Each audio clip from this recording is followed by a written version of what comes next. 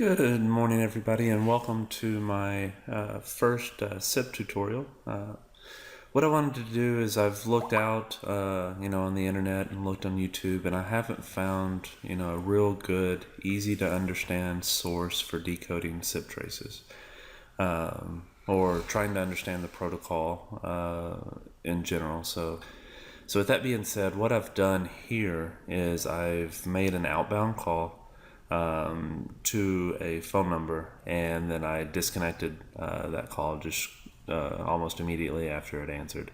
I just wanted to capture a real simple scenario, just to kind of dive in slowly and kind of run through that. There's a lot of information in these traces, and I still learn more every day. So as I learn it, just as a way to archive it and to be able to refer back to it in the future, I'm gonna make these videos and share those with anybody that would be interested. So like I said, probably in the previous tutorial, you can use a filter to filter down large traffic or large captures into smaller ones. In this particular case, I know there's a SIP call that I'm looking for, so I'm going to actually go to telephony. I'm going to go to VoIP calls. And this trace will show me all of the VoIP calls that are contained within this trace, or this feature. So what it sees here is that this was actually the extension number that I used to make the outbound call. So this is from my extension to 972.444.3456, and it gives the IP addresses of the SIP provider as well. Says that it was a completed call. There were 8 total packets and that's just the signaling side. That's not the audio side or the media side. So in the signal side, there were 8 packets that are contained within this call, and those are the 8 packets that I wanted to cover with you today. The call lasted for 14 seconds, and so that kind of says it detected 1 VoIP call, and I haven't selected any calls. Now down here, I have a few different options of what I can do with this call. I can prepare a filter, and what that does is on the back side over here, all these packets, it'll filter it down to these 8 packets that are involved in this one call. So where this comes in handy is if you trap a live PBX that's running and you've got 20 calls up, it'll list all 20 calls here, and then you can ask your client and say, what is the phone number, what approximate time I can switch, these timestamps to actual date time. But what is the outbound phone number that you called, or where did the call come from, or who made the call? You can kind of get some details to narrow down to which exact trace that you're looking for. And if you capture the RTP traffic as well as the signaling traffic, you can actually pull up the RTP streams and listen to the call. And if they're reporting call quality issues or something like that, you should be able to hear that same call quality issue within the trace. And you can also look at the spacing between the packets to see if the packets are delayed or if packets are getting dropped and so forth. So anyway, just so you can prepare the filter them this back screen.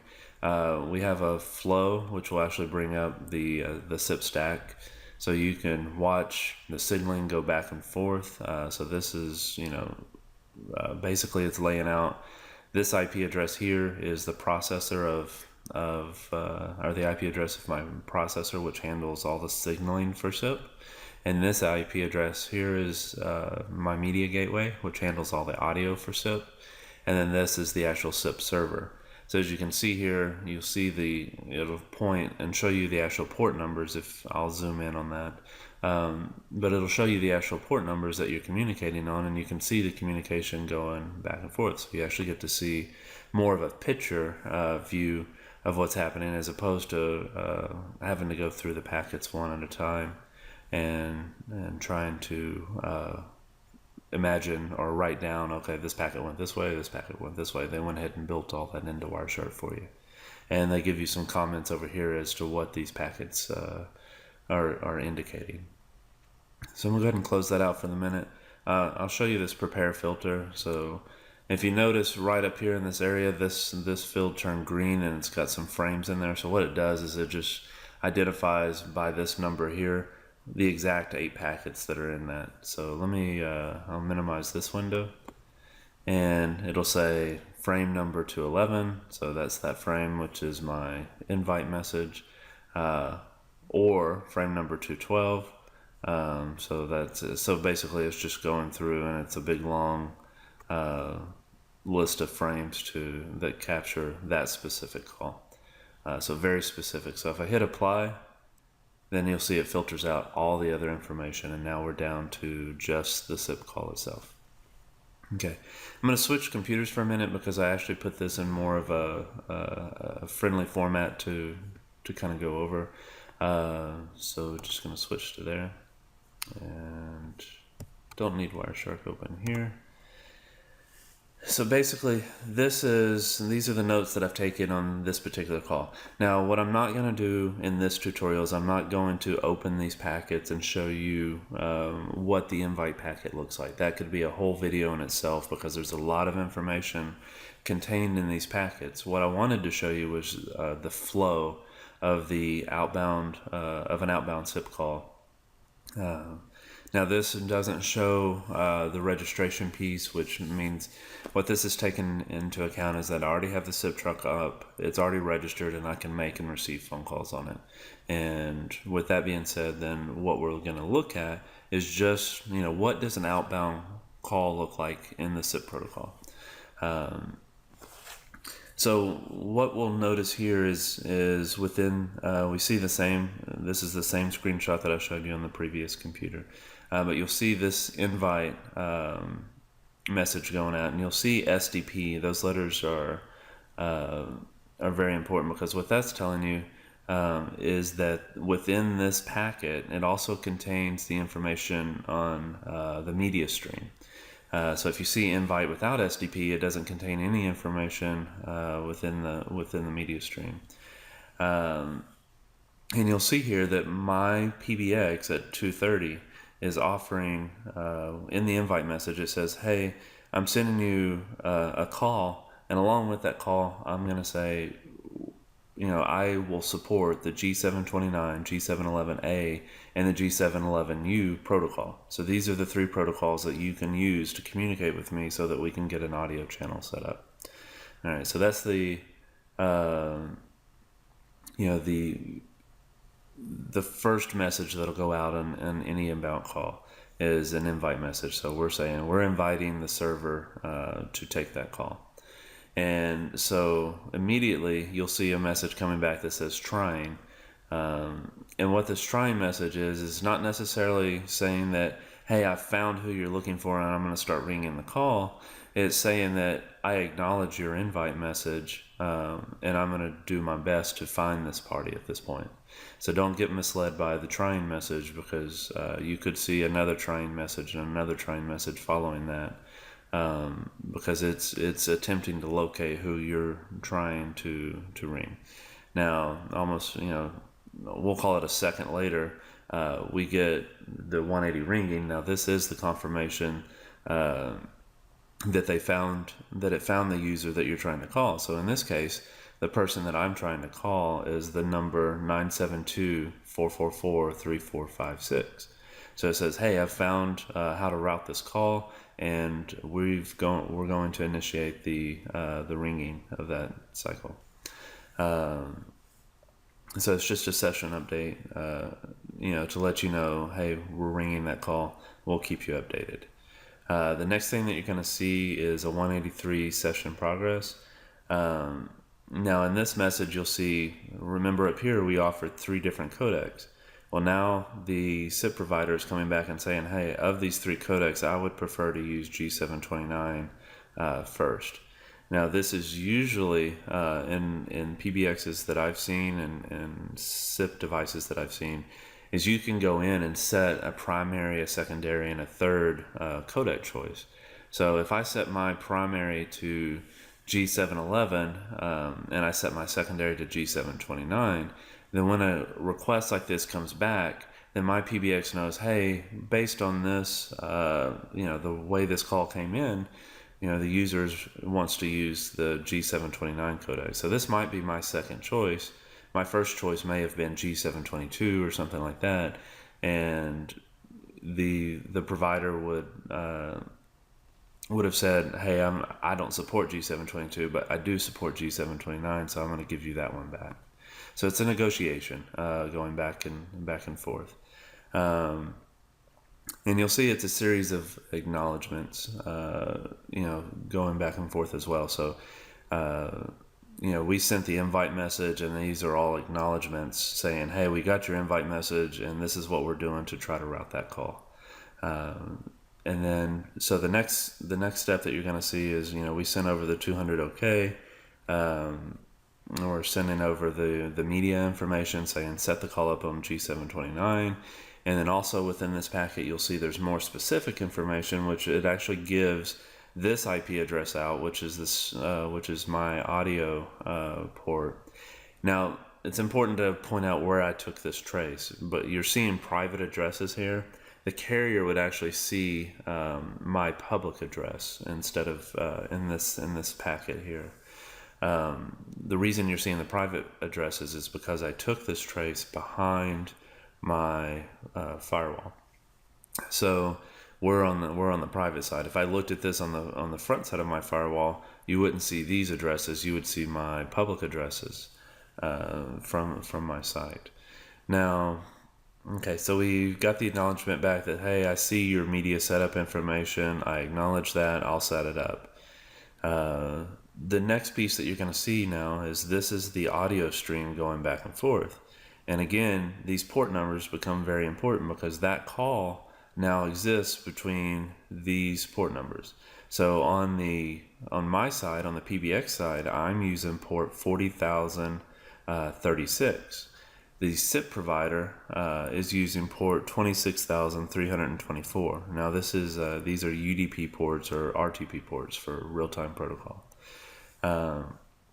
So this is my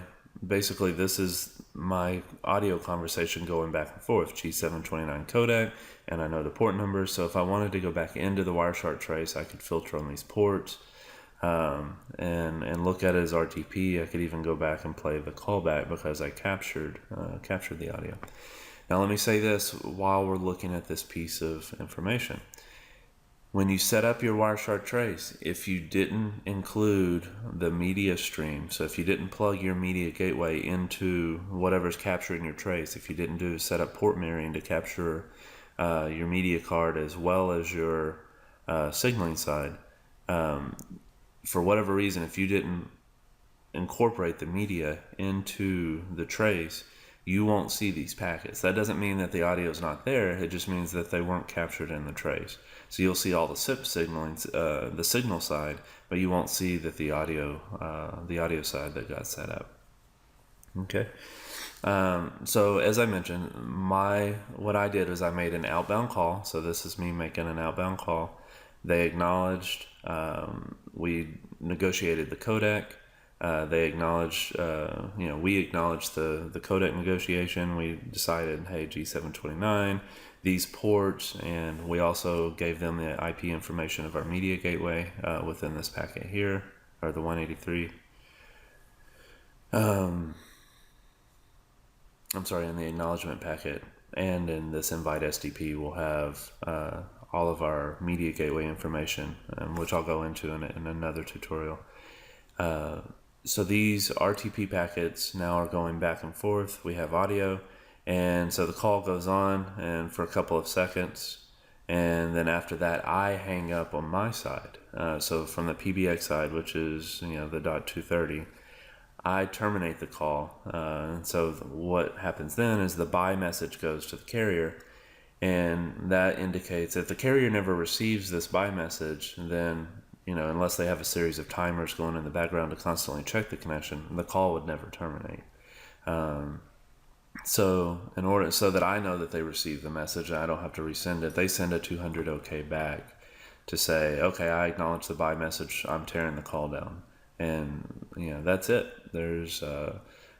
We set up an invite. So this is the invite message setting up the call. There's trying, ringing, audio information. There's acknowledgement of this is the final selection of what I want to use. Here's all my media information to set up the channel this way. We acknowledge that, and basically, it's a conversation going back and forth between the two. And the greatest thing about the SIP protocol that I found is, unlike proprietary protocols, is you can see step by step what is happening in this conversation. So if you can get an understanding of what should be happening, then it makes troubleshooting digital trunks a whole lot easier than it was to troubleshoot analog trunks, or to troubleshoot T1 or PRI, because you can see, you have the tools that are easily accessible to decode and to watch this conversation going back and forth.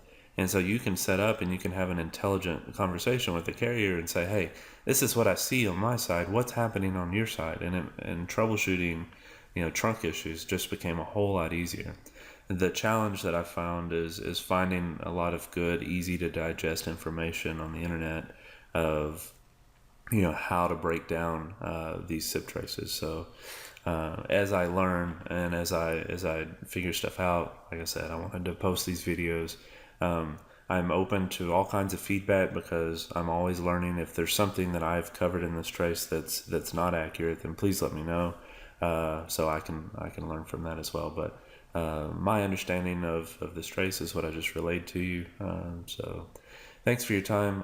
My plans for future videos are going to be, I want to do incoming calls. So these are all perfect working examples of calls. And then the next, my next phase is, after I've gone through, what it should be doing in a working environment, then, in my career, what I troubleshoot issues every day. So as I come across problems, then I can publish those problems in general terms and let you guys know, hey, these are some gotchas that I've found, the real people in the field deploying SIP trunks are running into. And so kind of watch out for this and learn, what I've spent hours learning, I'll give to you guys in a few minutes. So anyway, give me your feedback, subscribe to my channel, and I'm going to try to get some videos out on a more regular basis. Thanks a lot for your time, guys.